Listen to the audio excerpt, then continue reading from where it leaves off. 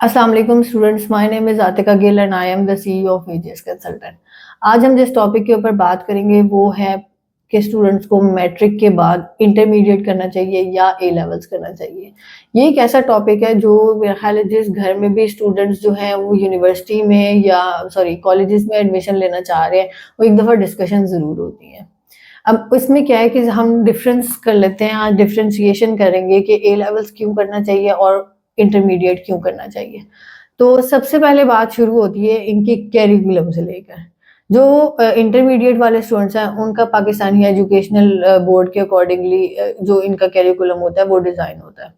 जिसमें अगेन वही वाले सिंपल से सब्जेक्ट्स होते हैं, प्री इंजीनियरिंग, प्री मेडिकल वगैरह। अब जो ए लेवल्स हैं उनका जो कोर्स डिज़ाइन होता है, उनका करिकुलम डिज़ाइन होता है, वो एडेक्सल या कैम्ब्रिज के थ्रू होता है। तो वैरायटी ऑफ कोर्सेज़ काफ़ी ज़्यादा होते हैं। लेट्स सपोज़ उन्होंने लॉ पढ़ना, उन्होंने बिज़नेस पढ़ना, उन्होंने साइंस के कोई सब्जेक्ट पढ़ने हैं, तो वो अपना करिकुलम डिज़ाइन कर सकते हैं, अपनी आगे जो भी उनकी फ्यूचर प्लानिंग है उसको लेकर। जबकि इंटरमीडिएट्स वाले स्टूडेंट के पास वही बेसिक से हैं कि अगर उन्होंने प्री मेडिकल पढ़ना है तो उसमें उन्होंने केमिस्ट्री, बायो, फिज़िक्स पढ़नी है। प्री इंजीनियरिंग वालों के इसी तरीके से 3-4 कोर्सेज़ होते हैं जो कि कंपल्सरी होते हैं। तो ये क्या है कि कोर्स वैरायटी ऑफ कोर्स जो है काफ़ी ज़्यादा लिमिटेड है इंटरमीडिएट वाले स्टूडेंट के लिए, और वैरायटी ऑफ कोर्सेज़ ज़्यादा है जो कैम्ब्रिज के स्टूडेंट्स होते हैं उनके लिए, ए लेवल्स वालों के लिए। अब ये क्या होता है कि जब ये स्टूडेंट्स कर रहे होते हैं ना, तो उसमें पेरेंट्स ने भी ये देखना होता है कि उनके स्टूडेंट जो बच्चे हैं उनकी क्रिटिकल एनालिसिस क्या है, उनका क्या सिस्टम है, वो कितना एजुकेशन के जो प्रेशर है उसको बेयर कर लेते हैं। प्रेशर दोनों साइड पे होता है, लेकिन ये है कि पढ़ाने के तरीके बड़े डिफरेंट होते हैं दोनों तरीके पे, उस पे हम आगे फर्दर डिस्कस करते हैं।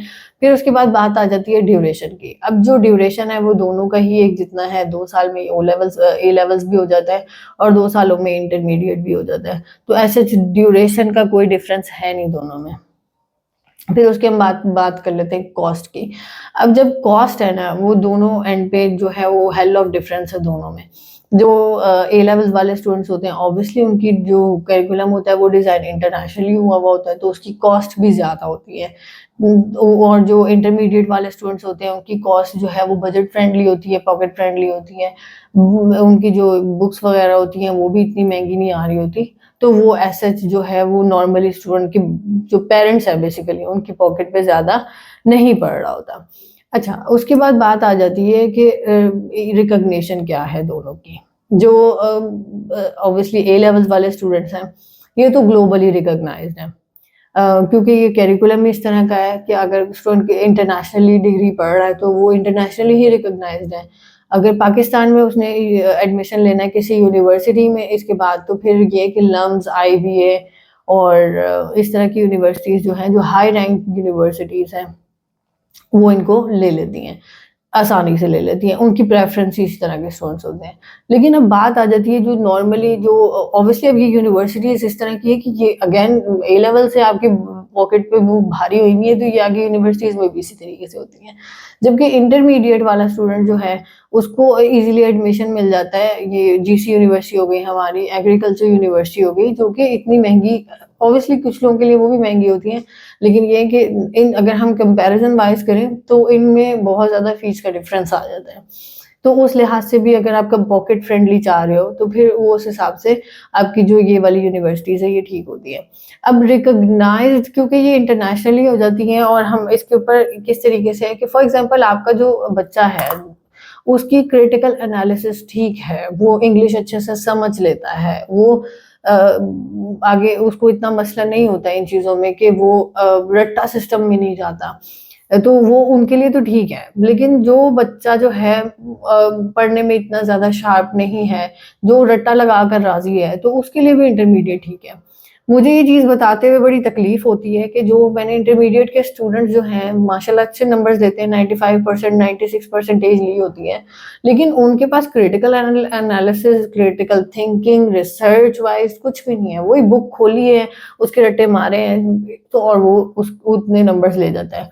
इंटरमीडिएट वाले स्टूडेंट की जब भी परसेंटेज आती है, अब उन स्टूडेंट से अगर आप मिलें, अब ऑब्वियसली आप लोग मिले होंगे, तो उन स्टूडेंट्स का वो वाला हिसाब नहीं होता जो कि ए लेवल्स वाले अगर स्टूडेंट हैं जिनका बी, सी ग्रेड भी है, वो उनकी रिसर्च, उनकी थिंकिंग, उनका वे ऑफ टॉकिंग सारा डिफरेंट होता है।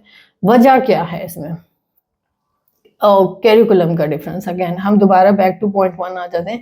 कैरिकुलम उस तरीके से, क्योंकि उन्होंने देखा कि जी हमने तो अगर हम इंटरमीडिएट कर रहे हैं, हमने वो बुक्स पढ़ी हैं, उसी में वो रट्टे वाले आंसर याद किए हैं, वही लगा दिए हैं, उसमें उस तरीके से आ जाती है। जबकि ए लेवल्स वाले स्टूडेंट्स को रिसर्च करनी पड़ती है, उनकी असाइनमेंट्स होती हैं, तो वो डिफरेंस आ जाता है वहाँ पर। अब आगे यूनिवर्सिटीज में भी अगर इसी तरह का स्टूडेंट जाएगा ना, हमारे यहाँ रट्टा, जिस बच्चे का इंटरमीडिएट वाले स्टूडेंट जो है, जिस बच्चे का मैं कहती हूँ रट्टा जितना ओके है ना, उसकी उतनी परसेंटेज है।